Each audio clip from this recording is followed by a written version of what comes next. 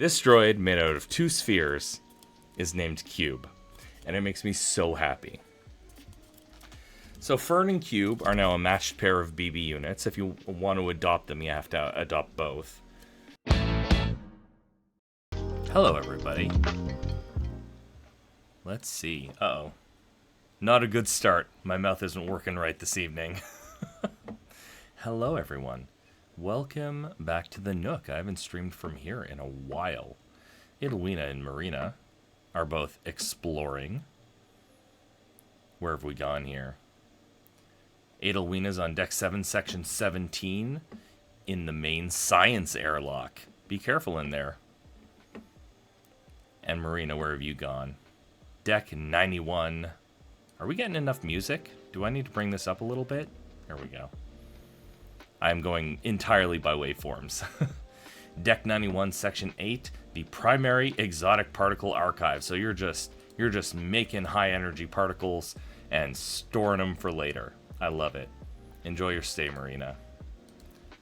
I like how there's like increasingly weird science fiction concepts coming out of the explore function. I was gonna do a little maker show and tell, and I actually forgot something. I forgot something downstairs. I shared in Discord recently that that we had a walk to a new dollar store near us not too long ago, and the little and I made little like BB-8 style droids out of styrofoam balls we got from the craft section of the dollar store. So I was gonna share those. This is absolute cinema, what I'm doing right now. Audio issues. Ads. And forgetting your props. So, congratulations to me. I feel like I'm like 0 for 3 so far with this stream, but that's okay. So yeah, it's amazing what you can do with a box of scraps and a couple of styrofoam balls from the dollar store. So we have a matched pair of droids here that the littlest and I did. This is Fern, named because of her lovely green coloring. And they're just little like BB style droids. And I'm very happy with how both of them turned out. Thank you, Marina. So this is Fern. And the littlest made this guy, who I also love, whose name, and I can't tell you how much I love this. This is Cube. This droid, made out of 2 spheres, is named Cube, and it makes me so happy.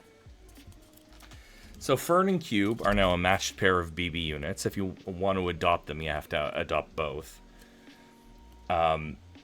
And this was such an easy craft to do. And one of the reasons that I wanted to share this as part of the Maker Show and Tell, the sound is working, your Bluetooth headphones were competing between your phone and laptop. I'm glad we solved the mystery muses and that you're with us. The reason that I wanted to share these is because, like, you can see there's pieces stacked together, and there's all sorts of different little pieces here. I think this is the top of a champagne bottle on the top of Fern's head here. But yeah, it's like SodaStream cap, applesauce cap. I don't even remember what this piece is. Marker lid, champagne bottle thing, and a couple of styrofoam balls. People have asked me before, I would like to get my kid into making stuff. What is the path? What is the lowest friction thing to do to get them into making and crafting and all this stuff? And the thing that I wish I knew in the past that I would say now as an answer to that question is start making a bits box. Start making a bits box. You will be a hoarder. You're going to have to become okay with being a bit of a hoarder. But when you find things that have interesting shapes, like this, I don't know if you can see the piece behind the eye here, but it's got like interesting cut-ins and stuff like that. But when you see things that have interesting shapes and textures on them, put them aside, toss them in a box. When you have, cube is a little bit damaged. When you have it, you see a piece that might fit inside another piece, put it aside. Because it's those bits that are going to become the raw material that your kid uses to build something. You cannot make things without materials, and cheap or free materials are all around us. You don't need a 3D printer, you don't need fancy tools, you need a hot glue gun and a bits box. That is how you start your kids as makers. And as an adult, if you want to get into stuff, it's not a bad idea for you to have a bits box either. I feel like all adults have a junk drawer. More adults should have a bits box. That's the sermon. That's the sermon for tonight. You'll never go wrong with a bits box.